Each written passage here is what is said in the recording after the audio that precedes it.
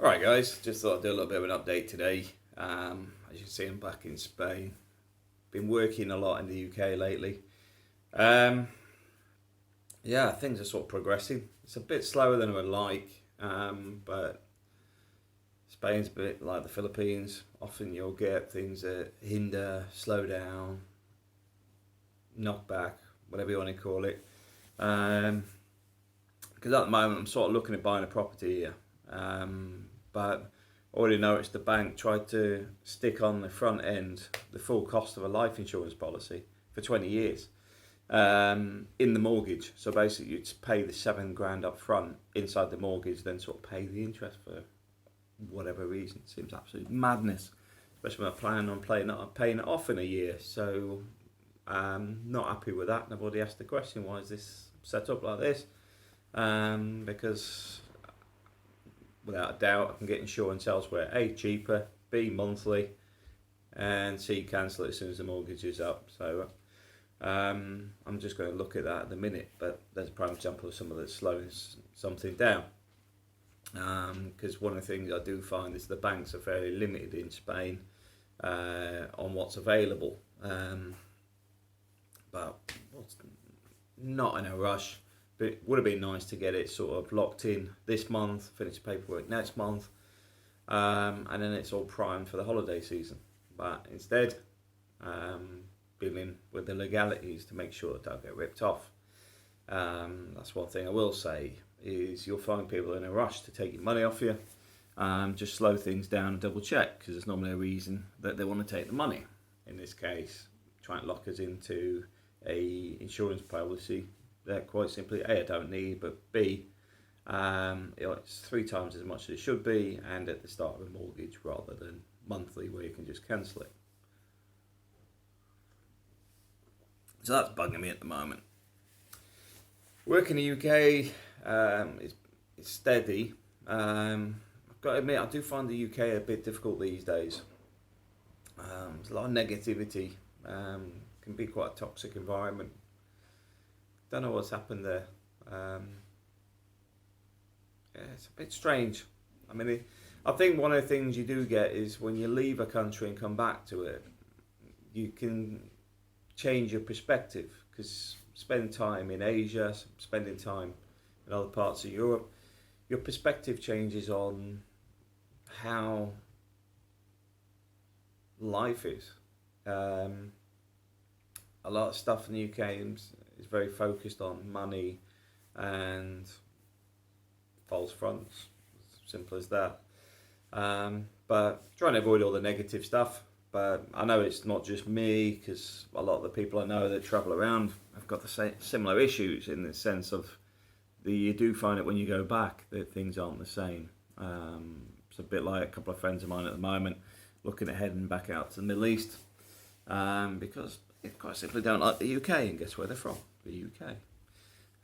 But they've spent years out in the Middle East and want to head back there. But like I said, I'm not going to bash the UK too much. I've got to admit, the pace of life in Spain is much better. It's a lot more laid back. Don't get me wrong, like I said, you still get bureaucracy, etc. But the sunlight and the lower cost of living certainly make it a lot better. I find where we live, we've virtually got no crime, and it's just generally nice to be here. The UK, you can be a bit further out the cities, but where I currently am, it's rough.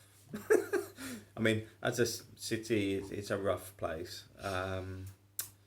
It's just very run down, but pays the bills and will get us ahead where we need to be. One of the things I want to talk about today, though, was the channel. Because one of the things I want to make very clear is the channel's about just taking on information and using it to suit yourself. What's quite funny is when you see the comments are very direct at people, or the way people are, etc. It's opinions are one thing. Now, I mean, there's somebody recently commented about, oh, you should have 3 women on the go and all this sort of blah, blah, blah. That doesn't really fit into going your own way, which is one of the things we talk about a fair bit. Because for me, the whole MGTOW stuff is positive when you take it at its sort of grassroots, in the sense of it's more about being independent, going your own way, which is basically focusing your own life, your career, whatever, in one direction, and not being dictated to, which is where society pushes it into, which is why people wait to retire to do things rather than build it into their life to get to that. So this thing about the relation, oh, you must have 3 women, I'm like, if that's what makes you happy, that's fine. Myself, can't see the point. Can't see the point whatsoever. It's the same, like some people don't agree with marriage, and as we know, the risks on marriage are quite high. The UK figures we dropped simply because less people are getting married.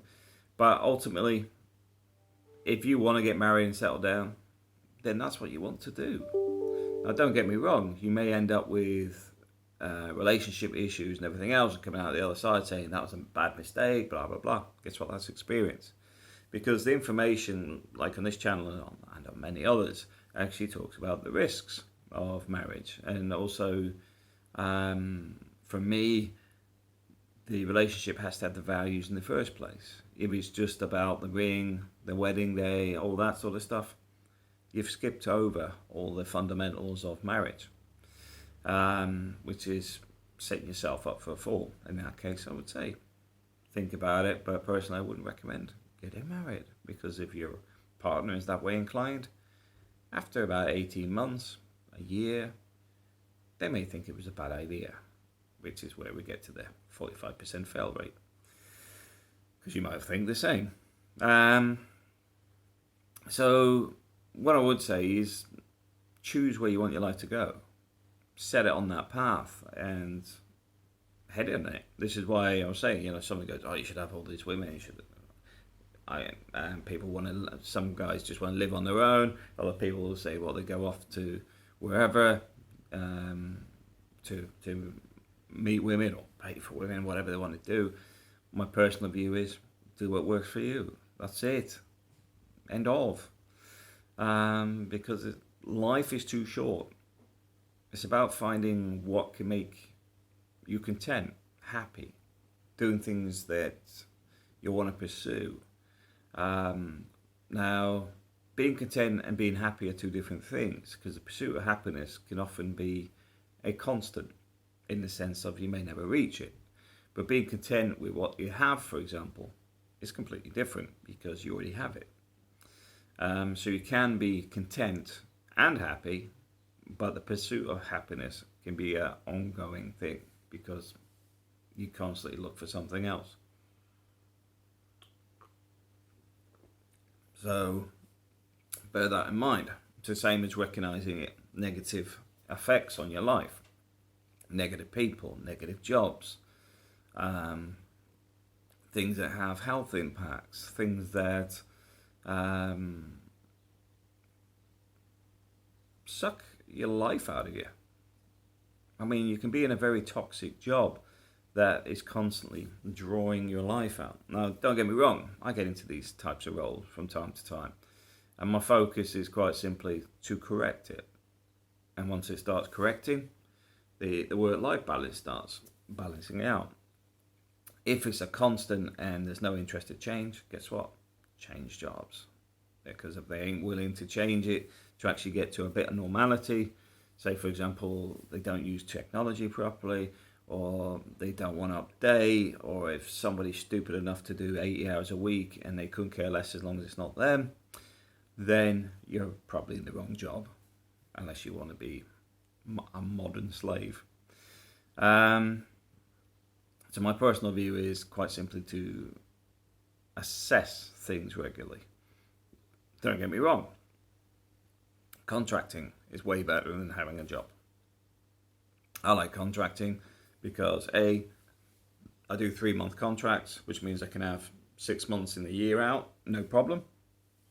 Financially, it can pay up to 3 times more than a day job.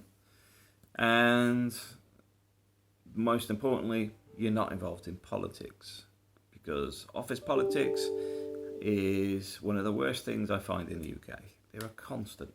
And don't get me wrong, I can be just as bad as others, because I want change and things like that, and I want things to progress. But some people just like the negativity for the sake of negativity. Myself, I just want business improvement, which is often hard work. But like I said, we'll get sucked into that. But it doesn't mean it's right. Doesn't mean it's where we should be heading. But welcome to the world. So my best advice, I mean, like contracting, don't have any of that. You come in for a specific task, focus on that, take the money out the door. Sometimes they're condensed contracts in the sense of they give me the pay for 3 months, and if I finish in 2, I take 3 months' pay, because I just accumulate the extra hours or whatever to get the project finished, because often that works for the business. But it still means you can still take 6 months off. In fact, you could take 7 months off if you wanted to. And there's a steady flow of work. And you'll find a lot of people have that with contracting, because if you're good at what you do, there's always a demand. So yeah, I would say do what works. At the moment, we need the paperwork for a house, so this is why I'm sort of in a permanent role at the moment, because they need the consistency. Contracting, a bit more complex in trying to get mortgages and things, and at the moment I'm sort of getting into settling down, pension fund. I'd say it's pension fund for Spain, because I want to accumulate a few properties over the next few years, which then become my pension pot or my travel fund, because that's the one advantage I do have. It's not locked in like a lot of these pension funds until you're on death's door. If you own the properties, you control the properties, you can take your money in the properties. Pension funds, you might be able to take something early at 55. You can't get the majority out till the end, or your state pension, nearly on death's door before it wants to give you any money. To hell with that. I mean, personally, I'd like all my money back and put it in someone else, but the government don't seem too keen on that one. Well, feet are firmly in Spain. Kids are happy here. We love it here. Sun's just coming up now over the houses, so I might go down to the beach today. Look like there's no wind, so it'll be a nice sunny day here. And that's it. I mean, just get to where you want to be.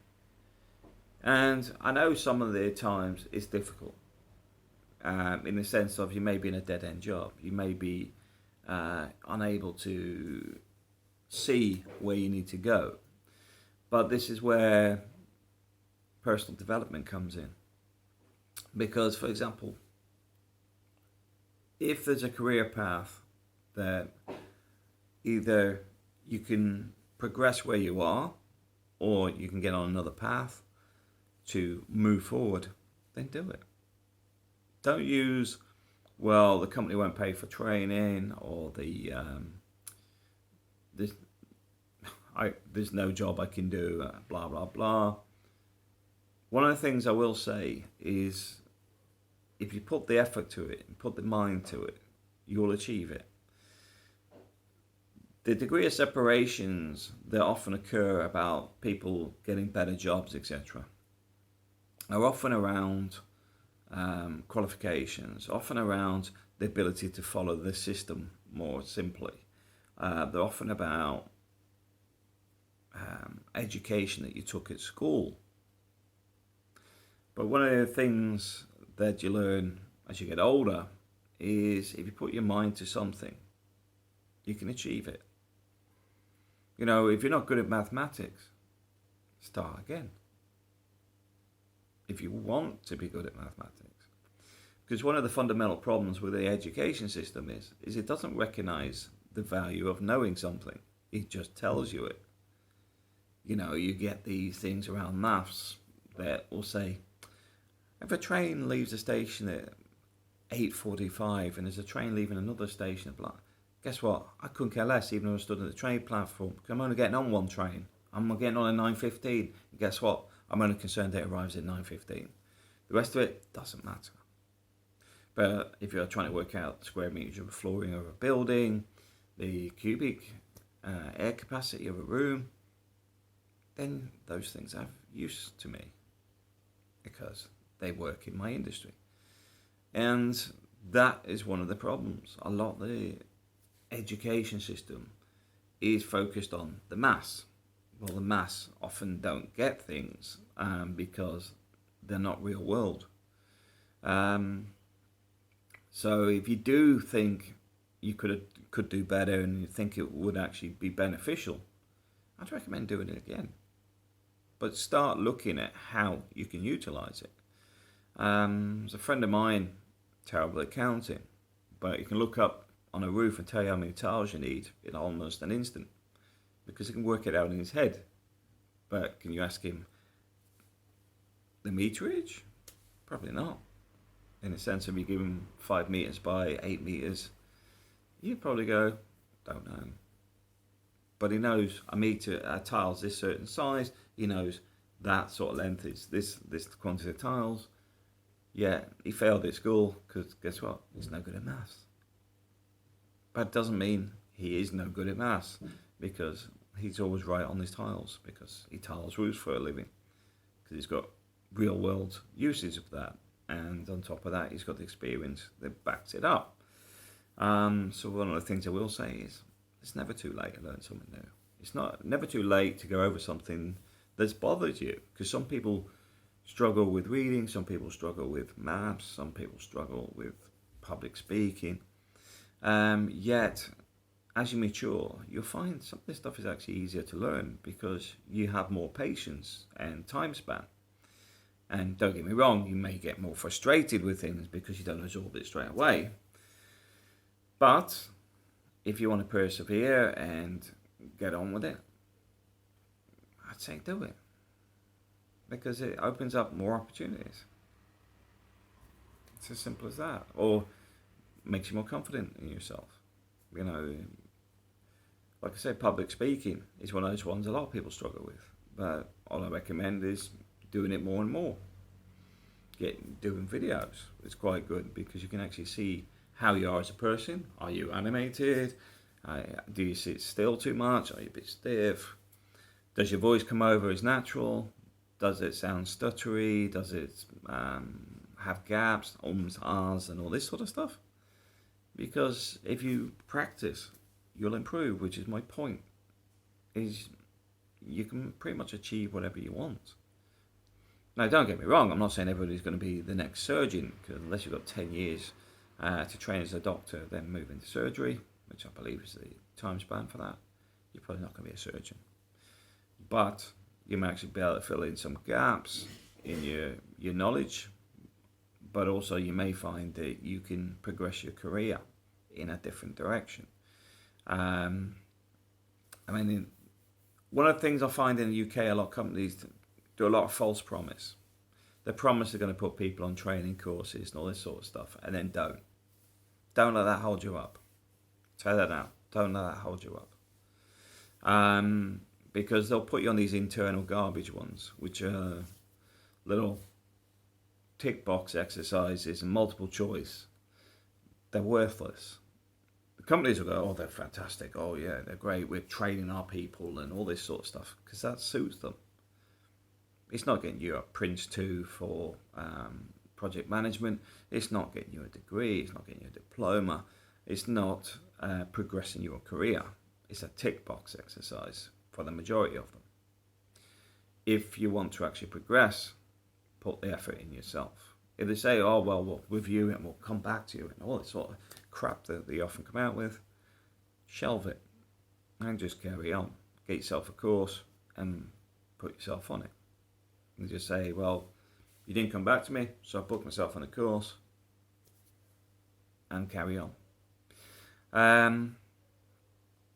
Yeah, that's all I can say is it's important that you push your life. Don't let other people dictate it. Don't let other people control it. Don't let other people hold you back. Find your path and push on with it. Get yourself in that right direction. Keep yourself moving. Don't become bogged down. But anyway, thanks for watching.